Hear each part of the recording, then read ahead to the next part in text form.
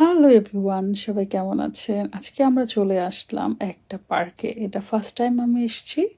এটা হচ্ছে Drayton manor resort. এটা অনেকে অনেকভাবেই বলে। যাই হোক, এই রিসোর্টটাতে আমরা ফার্স্ট ঢুকলাম। এই রিসোর্টটাতে হচ্ছে গাড়ি পার্কিং সহ হচ্ছে £45 করে পার পারসন।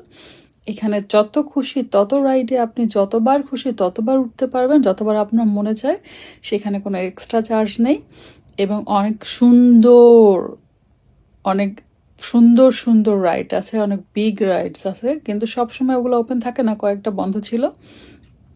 আর সাথে হচ্ছে জু ছিল, এই যে হচ্ছে সাপ, এখানে সাপ ছিল, বাট সাপ সব লুকায় ছিল, দেখতে পারিনি।